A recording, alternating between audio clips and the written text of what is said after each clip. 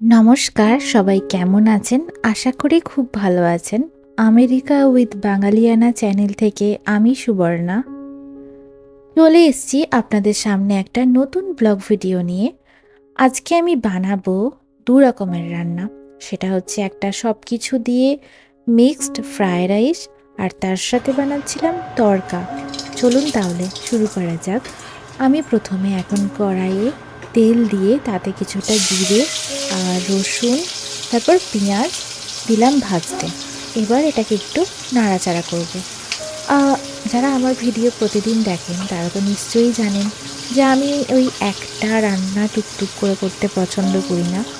যখন দরকার হয় একবারে দুটো একসাথে চাপিয়ে দিই। দুটো উনুনে একসাথে হতে থাকে। সেটাই আজকে প্ল্যানিং আছে। তাই জন্য আমি বানাচ্ছিলাম রাতের জন্য রুটি দিয়ে খাওয়ার জন্য তড়কা, আর ফ্রাইড রাইসটা বানাচ্ছিলাম দুপুরের মেনুর জন্য। তো এখন এবার আমি তড়কাটা বানাচ্ছি। এখানে আমাদের পেঁয়াজটা ভাজার পর আমাদের যে ইন্ডিয়ান বেসিক মশলাগুলো, যেমন জিরে গুঁড়ো, ধনে গুঁড়ো, কাশ্মীরি লঙ্কা এগুলো দিয়ে দিলাম। তারপরে নুন দিয়ে দিলাম। এরপরে আদা রসুন বাটা আমার তো পেস্ট করাই থাকে, সেটা দিয়ে দিলাম। রান্নার ক্ষেত্রে সুবিধার জন্য এই কাজগুলো এগিয়ে রাখা ভালো। তাহলে রান্নাটা করতে অতটা ঝামেলা হয় না। এখানে আমি টমেটোটাও বেটে ফ্রিজে রেখে দিয়েছিলাম, যাতে রান্নার সময় আমার ইজিলি সেটা আমি ব্যবহার করতে পারি। টমেটোটা বেটে রাখার সময় আমি এখানে সর্ষের তেল দিয়েছিলাম, যাতে এটা একটু বেশি দিন থাকে। ফ্রিজে ভরলে অতটাও খারাপ নষ্ট হয় না তাড়াতাড়ি। এবার আমি এর এই মশলাটার মধ্যে একটু ডিম ভেঙে দিয়ে দিলাম। ডিম তড়কা বানাচ্ছিলাম আমি এটা এখন। অনেক দিন ধরে আমার কাছে এই মিক্স ডালটা ছিল, যেটা দিয়ে কিছু রান্নাই করা হচ্ছিল না। কি করব ভেবে পাচ্ছিলাম না। তাই ভাবলাম আজকে তড়কাটা বানিয়ে ফেলি। এবার আমি ডিমটা ভালোভাবে নাড়াচাড়া করার পর এর মধ্যে কিছুটা কাসৌরি মেথি দিয়ে দিলাম, যাতে গন্ধটা ভালো আসে। এই তড়কাটা খেতে আমার খুব ভালো লাগে। আমি বেসিক্যালি ওটা ওই গ্রিন মুগ ডাল দিয়ে বানাই, কিন্তু আজকে দেখলাম যে ওই সব রকমের মিক্স ডাল ছিল, তাই এটা বানিয়েছি। যদিও এটার মধ্যে রাজমা ডালটা ছিল না। এবার আমি কিছুটা লঙ্কা কুচি দিয়ে দিলাম এটার মধ্যে, আর একদিকে চাপিয়ে দিয়েছি ওই মিক্সড রাইসটা হওয়ার জন্য তেল গরম করে। একটা দুটো রসুন ছেড়ে দেখলাম তেলটা গরম হয়েছে কিনা, দেখলাম হয়নি। সো এখানে আমি এখন তড়কার ডালটা সেদ্ধ করে দিয়ে দিয়েছি। এই ডালটাতে আমি একটু বেশি জল দিয়েছিলাম, কারণ এটা বেশ ভালো লাগে রুটি দিয়ে খেতে। বেশি আঁটো-সাঁটো হয়ে গেলে সেটাও ভালো লাগে, সেটাও খারাপ লাগে না। যাই হোক, এবার আরেকটা কড়াইয়েতে এখন রসুনটা ফার্স্টে ফোড়ন দিয়েছিলাম, তারপরে দিয়ে দিলাম পেঁয়াজ কুচি। এবার এটাকে আমি ভাজতে থাকবো কিছুটা। তাহলে চলুন এটা ভাজতে থাকুক। আপনাদের রুটি দিয়ে খেতে কি ভালো লাগে সেটা আমাকে অবশ্যই কমেন্ট করে জানাবেন। তো যাই হোক, আমি এখানে এক এক করে দেখাচ্ছিলাম যে আমি কি কি রেডি করে রেখেছি। এখানে আমি গাজরটা কেটে মাইক্রোওভেনে সেদ্ধ করে রেখেছি হলুদ নুন দিয়ে। বিনসটাকেও সেদ্ধ করে রেখেছি, তার সাথে আমি কর্নটাকেও সেদ্ধ করে রেখেছি, ভুট্টার যে দানা। এখানে আমি ম্যারিনেট করে রেখেছি চিকেন কিমা, তার সাথে মাশরুম দুটো একসাথে ম্যারিনেট করে দিয়েছি। ওই আলাদা আলাদা করে ম্যারিনেট করে ভাজো, ওটা বড্ড হেক্টিক লাগে আমার সব কিছু। সেজন্য আমি সব একবারে সেদ্ধ করে নিয়েছি। এবার শুধু ফটাফট করে সবগুলো একসাথে একটু ভেজে নিয়ে মিক্সড করে দেবো রাইসটা। তাহলে এটা ইজি হয়ে যায় আমার মনে হয়। কারণ এগুলো যদি আমি সেদ্ধ না করতাম তাহলে ভাজতে আরও বেশি সময় লাগতো। বাট আমার কাছে অতটাও অতটা অত কিছু খাটাখাটনি করে আমার রান্না করতে ভালো লাগে না। মনে হয় শর্টে যতটা হয়ে যাবে ততটা ভালো হয়। আর যদি শর্টে সব কিছু হয়ে যায়, খেতেও ভালো হয়, তাহলে ক্ষতি কী? সেজন্য আমি মাইক্রোওয়েভ যেহেতু হাতের কাছে রয়েছে, সেজন্য আমি সব কিছু চেষ্টা করি সেদ্ধ করে নিতে। তারপরে ওটাকে আমি ভেজে নিয়ে ফটাফট তাহলে রান্নাটা এগিয়ে যায়। এবার এক এক করে আমি গাজরগুলো ফার্স্টে দিয়ে দিলাম, এবার বিনসটা দিয়ে দিলাম, তারপরে ওই কর্নটা দিয়ে দিলাম সেদ্ধ হতে। আর ওদিকে তরকাটা তো হয়েই এসছে, ওটা তার কিছু করার নেই। মাঝখানে চেখে দেখবো যে নুন মিষ্টি ঠিক আছে কিনা। তাহলে চলুন এটার মধ্যে এবার কি কি মশলা দিচ্ছি দেখে নিন। এখানে আমি সামান্য একটু জিরে গুঁড়ো, সামান্য একটু ধনে গুঁড়ো দিয়েছিলাম, আর আমি দিয়েছিলাম চিকেন মশলা। এইভাবে একবার রাইসটা বানিয়ে খেয়ে দেখবেন। এর সাথে আলাদা করে কোনো তরকারি বা গ্রেভি লাগে না, শুধু রাইসটাই খাওয়া যায়। এটা দুর্দান্ত খেতে হয়। তো এটা হয়ে গেছে, মানে প্রপার যে ফ্রাইড রাইস সেটা কিন্তু আমি বানাচ্ছি না, এখানে মিক্সড রাইস বানাচ্ছি সব রকম প্রোটিন অ্যাড করে। এবার লঙ্কা দিয়ে ভেজে আমি সবজিটাকে তুলে রাখলাম। এবার আমি ভেজে নিচ্ছি চিকেনটা। তাহলে চলুন চিকেনটা ভাজতে থাকি এক এক করে। আগের দিন আমি বানিয়েছিলাম, যখন চিকেনটা ফার্স্টে দিয়েছিলাম তারপরে সবজিগুলো দিয়ে দিয়েছিলাম, ওটা করলেও হয়, তাহলে সব একসাথে ভাজা হয়ে যায়, মানে সবজিটা আলাদা করে আর ভেজে তুলে রাখতে হয় না, একবারই ঝামেলা মিটে যায়। যাই হোক, এখানে আমার চিকেনটা যেহেতু কিমা করা আছে, এই চিকেনটার নাম হচ্ছে গ্রাউন্ড চিকেন, মানে এখানে এটা পেস্ট করে এরকম মিহি করাই থাকে, ওই সুতোর মতো মতো দেখতে হয়। তো এটা যখনই আমি ফ্রিজ থেকে বার করে ম্যারিনেট করতে যাই তখনই এটা একদম ম্যাশড, মানে যেরকম আলু ভাতে হয় একদম মাখা মাখা, সেই চিকেনটাও এরকম একদম ম্যাশড হয়ে যায়।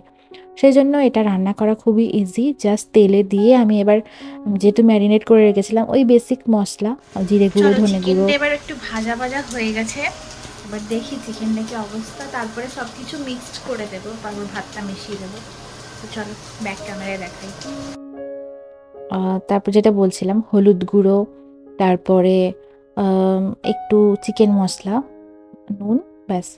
এই দিয়ে আমি চিকেন আর তার সাথে মাশরুমটাকেও ছোট ছোট করে কুচি করে আমি ম্যারিনেট করে রেখেছিলাম। এবার দেখুন, গ্যাসের ফ্লেমটা জোরে, মানে বাড়িয়ে দিয়ে একটু ভাজা ভাজা করে নিয়েছি, তেল ছেড়ে এসছে। এবার এর মধ্যে আমি দিয়ে দিলাম হচ্ছে যে একটু সস, টমেটো সস, আর তার সাথে দিলাম একটু সয়া সস। তারপরে যে সবজি ভাজাটা করেছিলাম সেই সবজিটা এর সাথে মিশিয়ে দিলাম। ব্যাস, দ্যাটস ইট, আর কিচ্ছু করতে হবে না। এবার একটু গরম মশলা দিতে হবে, গরম মশলা, তারপরে নুন দিতে হবে, কারণ রাইসটাতেও তো নুন হতে হবে, সেই জন্য একটু নুন দিয়ে দেবেন, বেশি বেশি করে নুনটা, কারণ এর সাথে তো ভাতটা অ্যাড হবে, তাই তখন ওটাতে আর নুন লাগবে না অতটা। আর এর সাথে আরেকটু চিকেন মশলা দিতে পারেন। ডিমটা অপশনাল, না চাইলে না দিতে পারেন। আমি এখানে দিয়েছিলাম যাতে সব কিছু একসাথে থাকে, এটা খুব টেস্টি হয় খেতে, বসে যেন আলাদা করে এর সাথে আর কোনো তরকারি বা গ্রেভি না লাগে, সেজন্য আমি আর একটা ডিম অ্যাড করেছিলাম। আপনারা চাইলে দুটো তিনটে ডিম অ্যাড করতে পারেন, তাহলে এটা খেতে আরও বেশি টেস্টি হবে। তো এখানে আমি ডিমটাও দিয়ে নিয়েছি। এবার এটাকে ভালোভাবে ভেজে নিচ্ছিলাম, চিকেন, সবজি, ডিম সব একসাথে মিক্সড করার পর আমি এর মধ্যে এবার রাইসটাকে অ্যাড করে নিয়েছি।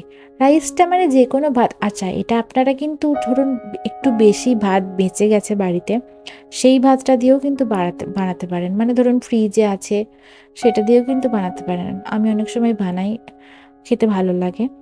তো এখানে যাই হোক, এবার রাইসটা মিশিয়ে দিই, তাহলেই শেষ, আর কিছু কাজ নেই। এবার একটু জাস্ট ঢাকা দিয়ে ভাপ হতে দেবো, কমিয়ে দিয়ে গ্যাসটাকে 2-3 মিনিট বা 5 মিনিটের জন্য, তাহলেই একদম গরম গরম রেডি। এখানে দেখতেই পেলেন কত ইজি, কত সহজভাবে আমি দুটো রান্না কিন্তু করে নিলাম একসাথে। আমার মনে হয় দুটো রান্না একসাথে চাপিয়ে দিলে কাজটা বড্ড ইজি হয়ে যায়, না হলে ওই একটা রান্না হবে, তারপরে শেষ হবে, অতক্ষণ দাঁড়িয়ে থাকবো, আবার একটা রান্না হবে, ওটা বেশি হেক্টিক মনে হয়। তো এখন এখন রান্না হয়ে গেছে, এবার আমি এই জায়গাটাকে ক্লিন করে নেব। বাসনগুলো যেগুলো ডিশওয়াশারে হবে সেগুলো ডিশওয়াশারে ঢুকিয়ে নেব, আর সাথে এই জায়গাটাও ক্লিন করে নেব। চলো লেটস গো।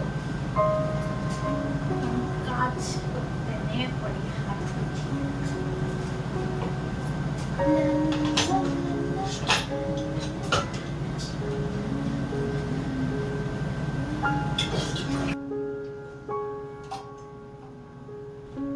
রান্নাটা যে এত সুন্দর করে দেখাই পরিষ্কারভাবে, কিন্তু তার পাশে যে চারিদিকটা এরকম ছড়িয়ে ছিটিয়ে অবস্থা হয়ে থাকে, সেই দৃশ্যটা আর আপনাদেরকে আমি দেখাই না। আজকে ভাবলাম দেখাই। আমার বেসিনে অনেক বাসনপত্র হয়ে গেছিলো, এবার এগুলোকে আমি এক এক করে সব কটা, যেগুলো ডিশওয়াশারে হবে, একটু হালকা করে ধুয়ে নিয়ে ডিশওয়াশারে দিচ্ছিলাম। ডিশওয়াশারে চীনামাটির বাসনগুলো ভালোভাবে ধোয়া হয়, নর্মাল বাসনগুলো উঠতে চায় না, যদি জেদি দাগ থাকে, মানে একটু যদি গাঢ় হয়ে পুড়ে যায় বা একটু হলুদের দাগ থাকে, তাহলে সেটা উঠতে চায় না। সেই জন্য ওই বাসনগুলোকে বাইরেতে হালকাভাবে মেজে নিয়ে তারপরে আমি ওটার ভেতরে ঢোকাই ওয়াশ করার জন্য। তো এটা আমি করে নিচ্ছিলাম এখন। যে বাসনপত্রগুলো আমার প্রয়োজন হয়েছিল সেইগুলো সব আমি এখন গুছিয়ে নিচ্ছি, এক এক করে হালকা করে মেজে ডিশওয়াশারে এখন ভরে দিচ্ছি। এখানে ডিশওয়াশারটা থাকার জন্য খুবই সুবিধা। হলে যে এত বাসন মাজতে মাজতে আমি পাগল হয়ে যেতাম দিন রাত্রি। আমাদের যখনই রান্না হয় তখনই অনেক বাসনপত্র হয়ে যায়, কি করে জানি না। আর খুবই হেক্টিক হয়ে যেত ডিশওয়াশারটা যদি না থাকতো। কারণ এখানে তো কাজের লোক পাওয়া যায় না, কাজের লোকের চার্জ প্রচুর বেশি। আর এখানে সবাই নিজের কাজটা নিজেই করতে ভালো পছন্দ করে, কারণ এখানে কাজের লোক খুব একটা পাওয়া যায় না। সবাই এখানে ইন্ডিপেন্ডেন্ট, মানে কেউ কারোর ওপর নির্ভর করে চলে না। আর সবাই এখানে বেশিরভাগ কিছুই মানে ডিপেন্ডেন্ট হয়ে পড়ে মেশিনের ওপর। মেশিনের দ্বারাই এখানে সমস্ত কাজকর্ম হয়ে যায়। তো এটা একটা ভালো দিক। এবার আমি এই দিকটা গুছিয়ে নিচ্ছিলাম। যে পেতে টেতেগুলো মানে তরকারির খোসা এটসেট্রা ছিল, সেগুলো আমি সব এবার একটা একটা করে গুছিয়ে এই জায়গাটাকে পরিষ্কার করছিলাম। চলো তাহলে করে নিই কাজগুলো। জানেন তো, সব বাসন কিন্তু আবার ডিশওয়াশারে হয় না। যেমন ধরুন এই কড়াইটা বা প্রেসার কুকারটা, এগুলো কিন্তু সবই হাতে মাজতে হবে, কারণ ডালটা তো ওখানে চিপকে যায় না, তো এটা ডিশওয়াশার তুলতে পারবে না। এই জন্য ভারী জিনিসপত্রগুলো, মানে যেগুলো ওই ডিশওয়াশারে হবে না, সেগুলো কিন্তু আমাকে বাইরেই মাজতে হয়। তারপরে ধরুন চায়ের সসপ্যানটা, এগুলোও বাইরে করতে হয়, কারণ ওগুলো তো দাগ হয়ে যায়, আর জেদি দাগ ডিশওয়াশারে তুলতে পারে না। সেই জন্য আমি চেষ্টা করি সব কিছু ধুয়ে তারপর ওখানে ঢোকানোর। তো যাই হোক, এবার আমি এটা চালিয়ে দেব। আরও দু একটা বাসনের জন্য ওয়েট করছিলাম। মাঝে হাতটা ধুয়ে আমি রাইসটা আরেকবার নেড়ে দিয়ে দেখলাম যে এটা কী অবস্থা। দেখলাম ঠিকঠাকই হয়ে গেছে। এবার স্টার্ট হয়ে গেছে। চলো, ওটা চালিয়ে দিয়েছি। এবার ডিশওয়াশারটা চালিয়ে দিয়েছি, এবার প্রেসার কুকার এগুলো মেজে নিই। তোমাদের সাথে গল্প করতে করতে আমি বেশিরভাগ সময় কাজ টাজ করে নিই, কারণ একা থাকতে থাকতে খুবই বোরিং লাগে। আর আমার মনে হয় যে আমি যদি এটা ব্লগে এই জিনিসগুলো দেখাই, তাহলে আমার মনে হয় যে আমার সঙ্গে কেউ রয়েছে, তাহলে আমাকে পারফেক্টলি কাজগুলো করতে হবে, এটা মনে হয়। সেই জন্যই আমি ব্লগটা করি, আমার একাকিত্বকে কাটানোর জন্য।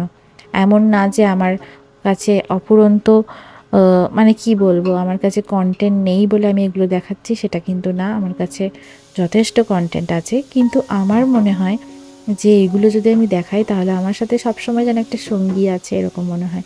আসলে সারাদিন যারা বাড়িতে একা থাকে, সারাদিনের মধ্যে ধরুন 10 ঘন্টা কি 9 ঘন্টা আমাকে একা কাটাতে হচ্ছে। তো আমি তো এগুলো করেই সময়টা কাটাই, চেষ্টা করি এগুলোর মধ্যে দিয়ে নিজেকে ভালো রাখার।